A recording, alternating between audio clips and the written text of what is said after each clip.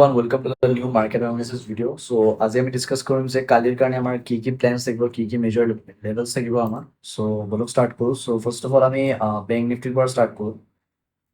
So bank Nifty যদি চাওঁ আমি উইকলি টাইম ফ্ৰেমত এটা মেজৰ এটা ট্ৰেন্ড লাইন গৈ আছে ইয়াৰ পৰা যেনেকৈ এইটো এটা মেজৰ ট্ৰেন্ড লাইন গৈ আছে আৰু সেকেন্ড ট্ৰেন্ড লাইন হৈছে এইটো লেভেলৰ পৰা সো সৰু টাইম ফ্ৰেমত যদি চাওঁ আমাৰ কাৰণে যোনটো লেভেল আছে এইটো হৈছে আপোনাৰ 50,700 So 50,700 or say 50,800. 50,800 ওপৰতে আমি ইয়াতে মেবি কিবা এটা বাইং অৰ প্লেন কৰিব পাৰোঁ এটলিষ্ট এইটো লেভেললৈকে যোনটো হৈছে আমি 50,100লৈকে ইয়াতে এটা ট্ৰেণ্ড লাইন আছে চৰি হৰাইজণ্টেল লাইন এটা আছে আৰু ইয়াতে আপোনাৰ এটা ট্ৰেণ্ড লাইনৰ ৰেজিষ্টেঞ্চ গৈ আছে প্লাছ ইয়াতে ওপৰৰ পৰা এটা ৰেজিষ্টেঞ্চ আহি আছে চ' এইটো হৈছে আমাৰ কাৰণে মেজৰ লেভেল যোনটো হৈছে আপোনাৰ 51,400 অ'কে এইটো লেভেল সো এইবোৰ হৈছে আমাৰ কাৰণে ৰেজিষ্টেঞ্চ লেভেল ওপৰৰ কাৰণে আৰু ফাৰ্ষ্ট ইয়াতে ছাপৰ্ট লেভেল হ'ব আপোনাৰ ইয়াতে 50,200ত 50,200ত আমাৰ ফাৰ্ষ্ট ছাপৰ্ট লেভেল হ'ব ছেকেণ্ডটো হৈছে আপোনাৰ 49,800ত সো এইবোৰ হৈছে আপোনাৰ বেংক নিফটিৰ মেজৰ লেভেলছ অ'কে সো এতিয়া যদি আমি নিফটি চাওঁ নিফটিত আমি দেখা পাই আছোঁ যে এটা বহুত দিন আগৰ পৰাই মানে আপোনাৰ নিফটি এইটো এজ আপোনাৰ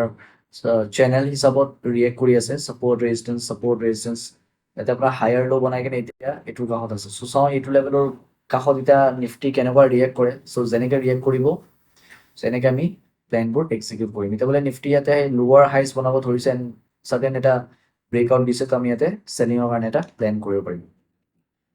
চ' বাইঙৰ কাৰণে আমি তেতিয়াহে যাম যেতিয়া আপোনাৰ 24,600ৰ ওপৰত মাৰ্কেট ক্লজিং দিব তো 24,600ৰ পৰা এটা সৰু সুৰা ইয়াৰ লগে এটা টাৰ্গেট আমি পাব পাৰোঁ এটলিষ্ট আমাৰ এইটো যোনটো গেপ আছে এইটো ফিল কৰিব পাৰোঁ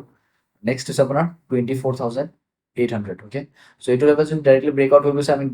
ডেফিনেটলি আকৌ আমি অল টাইম হাইৰ কাষত যাব পাৰোঁ যোনটো হৈছে আপোনাৰ 25,000 চ' এইবোৰ হৈছে আপোনাৰ মই কেইটামান ষ্টকছো মই এনালাইজ কৰি দিছোঁ যেনেকৈ আপোনাৰ HDFC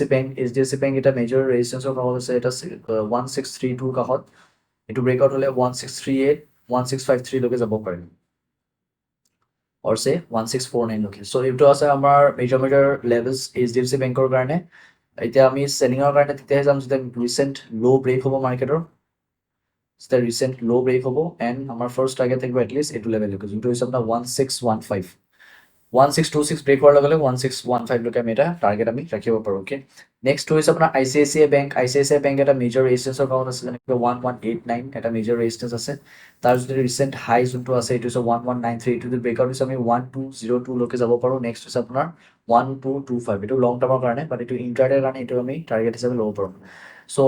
ICICI বেংক যদি আপোনাৰ এইটো লেভেলত তলত যদি আকৌ ক্লজিং দিছে যোনটো হৈছে 1180 এইটোৰ লেভেলত তলত যদি আহি যায় আমি ফাৰ্ষ্ট টাৰ্গেট আমি ডেফিনেটলি ল'ব পাৰিম চ' এজ চাই লওক SBI আপোনাৰ মেজৰ্ছ আছে ইয়াৰ ওপৰত ব্ৰেকআউট হ'লে আপোনাৰ ইয়াৰ লগত ফাৰ্ষ্ট টাৰ্গেট থাকিব যোনটো হৈছে 843 829ৰ ওপৰত ব্ৰেকআউট হ'লে 843 লৈকে যাব পাৰে আৰু ছাপৰ্ট লেভেল আছে আপোনাৰ 793 লৈকে চ' এইটো এজ এ ছাপৰ্ট আমাৰ কাম কৰিব 800ৰ যোনটো লেভেল আছে এইটো আমাৰ এজ এ ছাপৰ্ট কাম কৰিব পাৰে ইয়াতে চ' এইটো এটা জ'নতে আছে ইয়াতে এতিয়া ডিচিশ্যনছ ল'ব নোৱাৰি এইটো ব্ৰেকআউটত আমি চেলিঙৰ আৰু এইটো ব্ৰেকআউটত আমি বাইঙৰ কাৰণে এণ্ট্ৰি ল'ব পাৰোঁ কোটাক বেংকৰ চাই লওক কোটাক বেংক আপোনাৰ এটা মেজৰ ৰেজিষ্টেঞ্চৰ কাষত আছে এইটো হৈছে আমাৰ মেজৰ ৰেজিষ্টেঞ্চ লেভেল ইয়াৰ তলত যদি আহে ইয়াৰ ওপৰত যদি যাব নোৱাৰি লোৱাৰ হাইজ বনাই কিনে যদি তলত আহি গৈছে আমি ফাৰ্ষ্ট এটলিষ্ট ইয়াৰলৈকে এটা টাৰ্গেট আমি ল'ব পাৰোঁ যোনটো হৈছে 1760লৈকে আৰু আমাৰ ৰেজিষ্টেঞ্চ আছে 1786 চ' এইটো ব্ৰেকআউট হ'লে আমাৰ ফাৰ্ষ্ট টাৰ্গেট থাকিব আপোনাৰ এইটো 1809লৈকে আৰু প্লাছ ইয়াতে আপোনাৰ এটা ট্ৰেণ্ড লাইনো গৈ আছে এনেকুৱাকৈ চ' আই হোপ আপোনালোকে দেখা পাই আছে এইটো এটা ট্ৰেণ্ড লাইন এটা গৈ আছে চ' ইয়াৰ পৰা ৰেজিষ্টেঞ্চো লৈ আছে চাওঁ কেনেকুৱা ৰিয়েক্ট কৰে তাৰ যদি ৰিচেণ্ট ল' যদি মাৰ্কেটে ডিফেণ্ড কৰিছে ৰিচেণ্ট ল' এইটো হয় তাৰ ইয়াৰ পৰা যদি মাৰ্কেট হায়াৰ ল' বনাই কিনে যদি ব্ৰেকআউট দিছে দেন আমি ইয়াৰলৈকে আমি টাৰ্গেট ল'ব পাৰিম চ' এতিয়াৰ কাৰণে এইবোৰে আৰু আই হোপ আপোনালোকক বুজি পাইছে ৰিলায়েন্সৰ ভিউটো চাই লওক কাৰণ আমি নিফটিও কালি ট্ৰেড ল'ম যদি মাৰ্কেটে আপোনাৰ ৰিলায়েন্স এইটো লেভেল ব্ৰেকআউট দি দিছে দেন ফাৰ্ষ্ট টাৰ্গেট আমি ইয়াৰলৈকে যাব পাৰোঁ যোনটো হৈছে আপোনাৰ 2990 will be our first target